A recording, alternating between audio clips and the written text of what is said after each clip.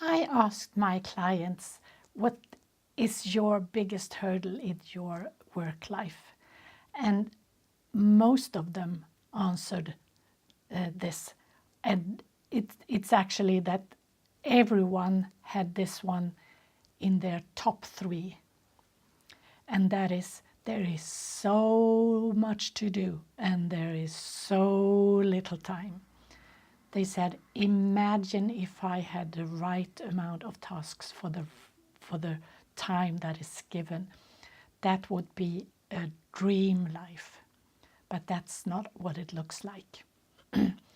And when I heard that, I wished I could be a magician and fix more time for people. But as you know, that is not possible. Time is a fixed thing. We have the same, and we have to organize our life in a different way instead. So there are other ways to get around this problem. And let me tell you about one of my clients, Catherine. She was an ordinary, typical lady leader, age 40. She had 2 pre-teen kids. She had 15 people in her work group, and she loved her family and she loved her work. It was a nice group of people, but she was in a constant hamster wheel. She did not know how to get out of it. It was so many emergencies that had to be fixed all the time because she never got to the end of it. So she had tried to read the books with effectivity tips or structure tips, and some of them were really good, but they didn't really solve her problem because it was just this tiny little piece. And she ate pills that people said would help her stay calm, and she had done other little things, that quick fixes that didn't really work out.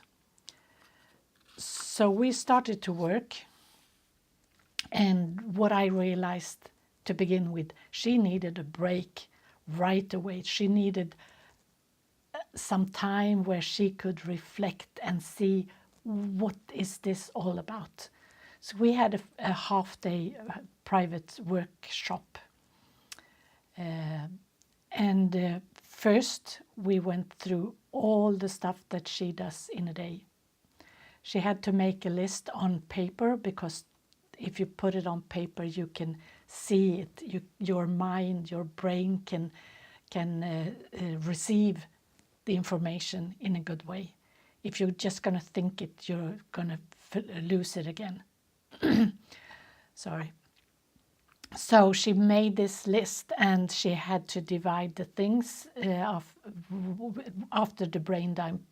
She divided these things, all things on her list, into categories. And the first thing we did was say, is it urgent or not urgent?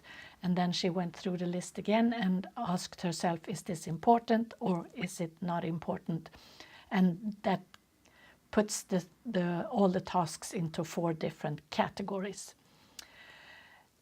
Second, we did some discussion about how she could get more energy and taking care of her own health. Because when she's so tired, she gets ineffective. So we had to figure out easy ways for her to get energy in the moment. And, like taking short breaks or taking short walks, and be careful with what you eat, that kind of stuff. And that's just the start for it. And then the third thing we discussed that same day was the list after we had discussed her health, because then she had time to organize it in her brain while we were doing that. And then we went through her list again, and with the perspective, what do I have to do? Is there anything in here that I can delegate? Because there are lots of things that you do that you don't have to do it. maybe it has to be done, but you don't have to do it. And then you can delegate it. Or maybe there are things that doesn't really have to be done. It's on the list because we have always done like that, and no one ever reflected on why. So this is the time to take it off the list. So this was what we did on the first day, and then we worked for 6 months regularly, and she worked with all these the tasks that were these 3 things. What should I do? How do I care for my health to have the energy to do it? And what can I give someone else? And after 6 months, she was so happy because now she had that freedom. She had the right amount of task for the right amount of time that she had. And she was so happy. And you can do that too. So remember the 3 things to recap. First, you have to dump. What do I do? What's on my list? Is it important or not? Is it urgent or not? How do I care for secondly, how do I care for my health? How do I get the energy? Am I taking good care of myself or not? And then the 3rd thing from the list, what do I have to do? Can I give it to someone else? Or does it even have to be done? Take it off the list. But delegation is a good word in this, because you don't have to do all the stuff yourself. You really don't have to.